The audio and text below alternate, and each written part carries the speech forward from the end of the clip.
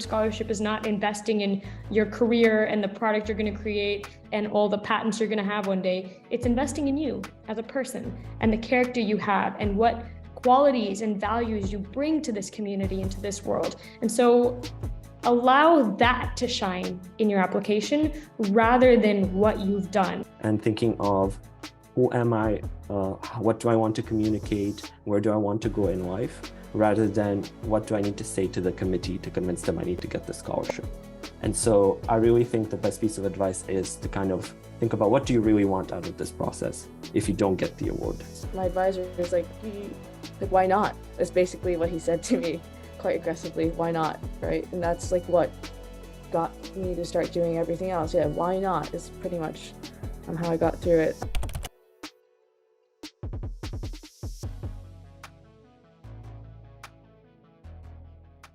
Hello, everyone. Today we are gathered here to talk about our experience of applying to the Rhodes Scholarship. And you're probably listening to this video because you're also thinking of applying to the scholarship. And it looks like it's going to be hard and it looks like it's going to be challenging. You're questioning yourself. You're wondering if this is the right scholarship, if you're the right person. We're here to share our experiences in hopes that we can help you make that choice easier and that we can facilitate as you apply to the scholarship. So my name is Khansa Maria. I am from Pakistan and I'm at Harris Manchester College. I'm currently pursuing the MPhil in Development Studies. And I have some wonderful scholars here with me and I'll ask them to introduce themselves first. Munib, let's begin with you and then you can pass it on to the next person. Sure. Hi, everyone. My name is Munib. I am a scholar from the class of 2020 from the UAE constituency. I'm doing right now a DPhil in engineering science, but I came to Oxford 3 years ago, started with a master's in computer science. I'm really excited to share about my time as a Rhodes Scholar. It's been wonderful, and I love the time applying for it as well, despite all the challenges. So can't wait to share that experience as well. I'll pass it on to Lillian. Hello, everyone. My name is Lillian Usadi. I'm from the great class of 2021. I'm from New Jersey, so the USA constituency, and I'm in Magdalen College. And I'm pursuing an MSc by research in engineering science. So kind of the way I describe it to people is it's like a mini DPhil, just straight research. Now I'm going to pick on Serene. Sorry, before that, for reference, a DPhil is a PhD for anyone who's wondering, like I was when I started this process. It's just some Oxford lingo. Yes, there is a lot of lingo. Thanks, Lillian, for that. And thank you, Kansa. Hi, everyone. My name is Serene Singh. I'm from Colorado Springs, Colorado in the United States. I am a 2019 scholar at Christ Church College and a staff member at St. Peter's College in Oxford, currently pursuing my DPhil, aka PhD, in criminology and criminal justice. And I also, like Munib, have been here for a little bit of time. I started my degree in 2019 with the Master's in Public Policy at the Blavatnik School of Government, and then transitioned on to the DPhil. So excited to have you all watching this call. I'm sure it'll be lovely.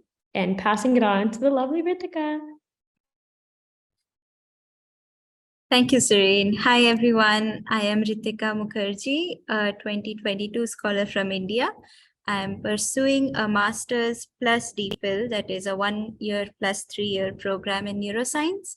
And I'm at St. John's College. It's lovely to be on this call with all of you. Thank you. Lovely. So that's our amazing panel for today. My first question for everyone is basically what's different about the Rhodes Scholarship? Like, I'm sure you guys were thinking about a lot of scholarships and a lot of universities and a lot of applications when you were going through the process. I mean, for me, what was different was that the Rhodes Scholarship experience is like very holistic in that sense. You don't just come here and study and leave. It's a community that you build. It's the people you interact with. And of course, there's that entire, experience that you have in terms of building your dreams, the alumni network you can access, the sort of other extracurricular opportunities you can access. It's sort of a community and it becomes your family. And I could tell that from watching videos like these.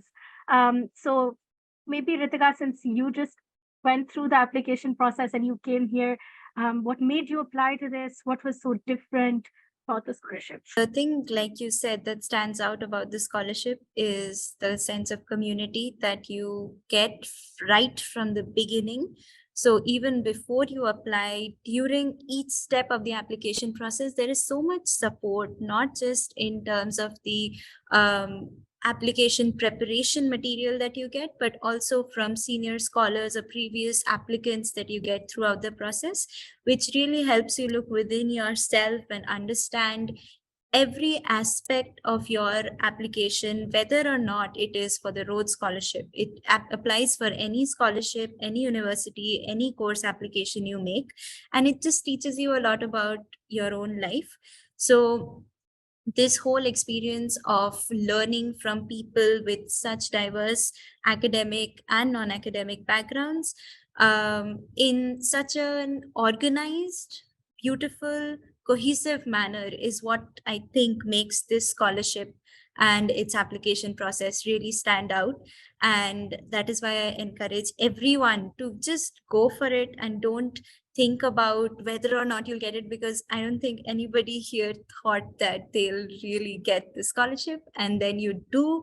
And when you do, it feels great, but even the process of it is so enriching and makes you introspect a lot. So yeah, please do apply. I mean, I absolutely agree with you. It's as if the application process itself sort of draws you in. I remember how reluctant I was to apply, and like the application process sort of just reeled me in. What about you, Serene? What was your experience like? Why did this scholarship appeal to you? Completely agree, Ritika. I found one of my mentors in the Rhodes community said it really powerfully after I had become a Rhodes Scholar, which was that somehow in the application process and in the selection process, the Rhodes community and the process itself has a way of identifying what they said was, quote, good people who want to just do good in the world. And I loved that, not necessarily just because, you know, good is a marker of someone who genuinely has a passion for change and has the character to inspire that change, but also because I think that there are many scholarships, to your question, Kansa. There are so many scholarships that are specific to communities of people who want to be in public policy, or communities of people who are in STEM, or communities of individuals who are geared toward this type of future. But what's really incredible about the Rhodes community is it's not like that. There is no cookie cutter Rhodes Scholar. There is no ideal Rhodes Scholar of this profession, this background, this type of life experience.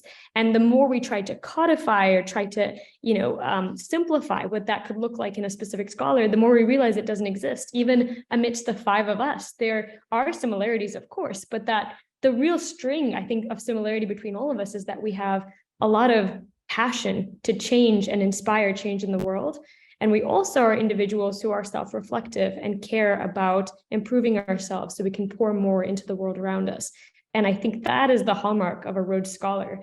And so in the selection process, to both of the points made before, there is less of a focus on how is your history prepared you to be a Rhodes Scholar, but more so, how are you equipped to invest in the world around you? And so that is a powerful distinction between other scholarships, any other scholarship and community that I've ever been a part of, and then what I know to be the Rhodes Scholarship community. Yeah, thank you for that. I mean, it's the community that really makes this scholarship what it is. Lillian, would you like to add anything about what appealed to you about this scholarship in comparison to other opportunities that you had access to?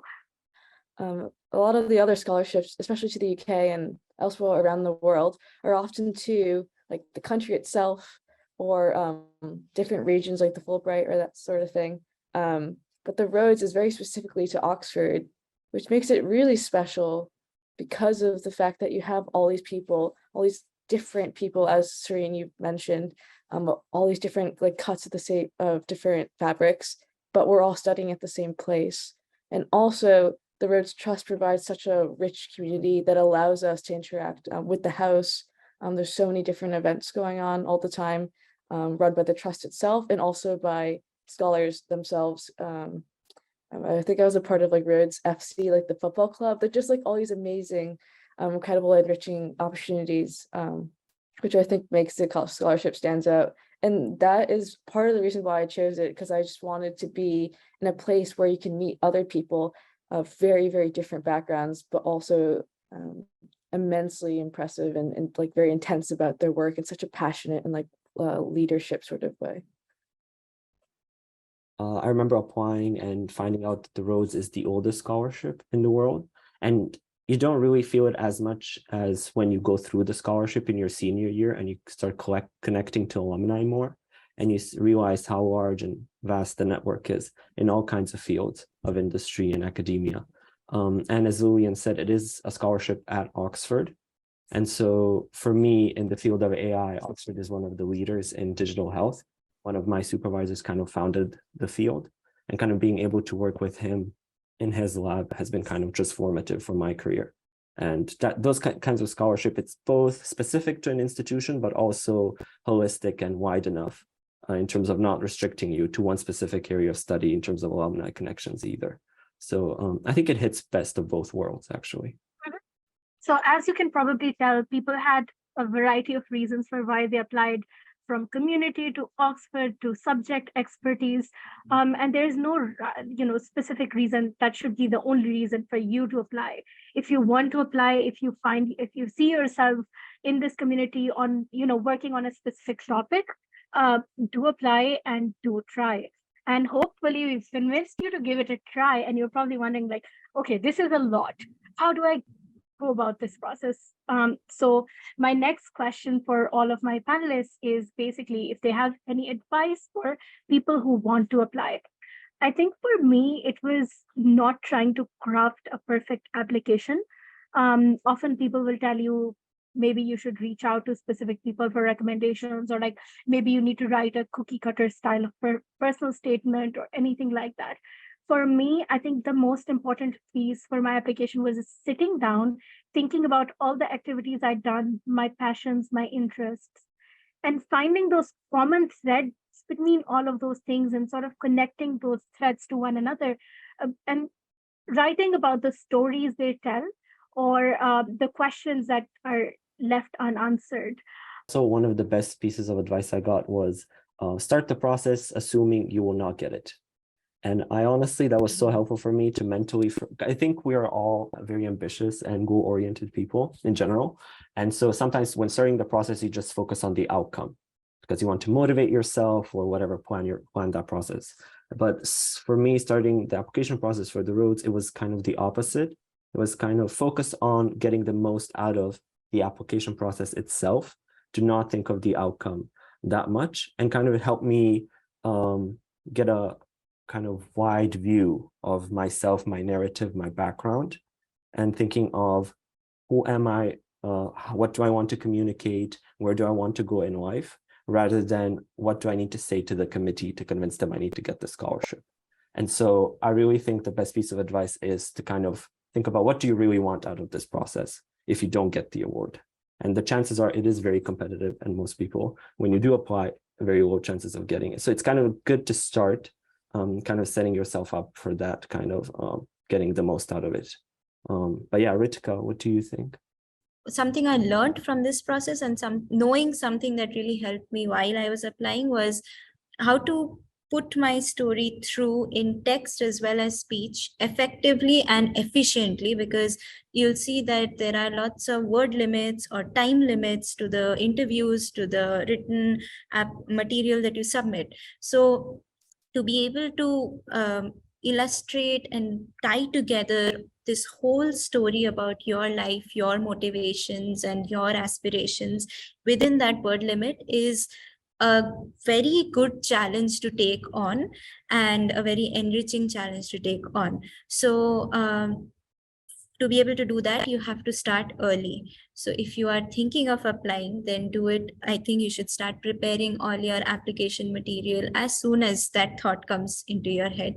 And another thing is, talking to friends really helped me. Talking to my mentors, talking to my friends about the why or the reason behind everything on my CV really helped me actually prepare a presentation about my life and what I want to do. And that helped me organize my thoughts before I actually put them down on paper or sat in an interview.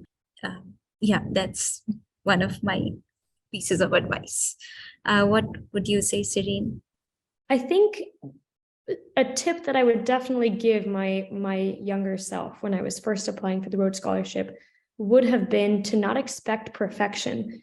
In my materials, there was a hope and an expectation that I put on myself that if it wasn't perfect, it was going to be thrown out.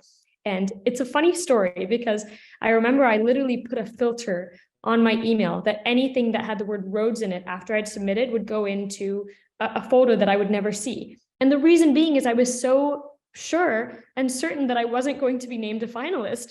And so I was like, I don't even want to see an email that would come in. And it's interesting because when I dissect that now, I can understand that I was expecting perfection out of something that was authentic to me.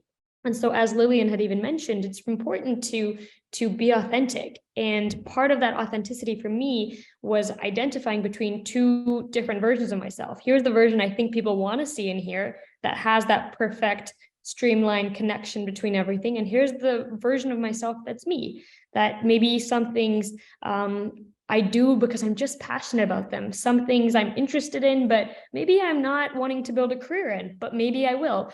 And the reality of the Rhodes Scholarship, Munib had mentioned earlier, it's the world's oldest scholarship. It's also, one of the scholarships that awards the most to a very specific young demographic. We are not, 40-year-olds or 50-year-olds mid-career. We are at the very beginning of our career trajectory. And so don't expect yourself to have everything figured out and to know exactly what type of career and venture you're going to go into and the amount of people you're going to impact and the exact product you're going to develop. None of us know that. And I think even on this call, we all are, within our Rhodes Scholarship journeys. And I would say we still don't know that. And that's actually a beautiful and cool thing, because the Rhodes Scholarship is not investing in your career and the product you're going to create and all the patents you're going to have one day. It's investing in you as a person and the character you have and what qualities and values you bring to this community and to this world. And so allow that to shine in your application rather than what you've done or the jobs and internships you had. Allow your values to shine. The fact is, Rhodes Scholars are not perfect people in terms of people who apply, the people who get through. I have a similar story to you, Serene, whereas I was not even thinking of applying to Rhodes because I did not have perfect grades. And I realized that, the stereotype is that Rhodes Scholars have perfect grades, perfect applications, but that's not at all true. And it's only because my advisor is why not? That's basically what he said to me quite aggressively. Why not? Right. And that's what got me to start doing everything else. Yeah. Why not is pretty much how I got through it. I guess so just having a belief that perhaps you could be the one to get picked, but ultimately kind of what Munib said, you just have to be passionate about what you're doing. But ultimately, if you don't get picked, you're still passionate and you're still going to continue on doing the great things that you're doing. There's a lot that you learn about yourself while applying beyond anything else, as you very rightly pointed out, about your values, about your experiences, about the things that you want to focus on or you don't want to focus on. So sort of let's transition into that and maybe let's talk about what we learned about ourselves from this scholarship as we sort of think about our journeys and as we reflect on them. Very important to point out that, whatever you learn, you'll take it with you from the process. Mm-hmm. It's not a black hole. You're not putting in energy without getting anything out of it. What you put in, you'll definitely take stuff away from it. And if you don't get the scholarship, it's not you didn't waste your time or anything. You're going to take things away from it that'll help you with other experiences. And, this scholarship, or like anything else, may not be the best opportunity for everyone, but it certainly teaches you stuff about yourself and who you want to be and the impact that you want to have for your world or for the world that you envision. Munib, would you like to tell us sort of a little bit about what the process taught you or gave you the opportunity to reflect on or learn about? Yeah, sure. Thank you.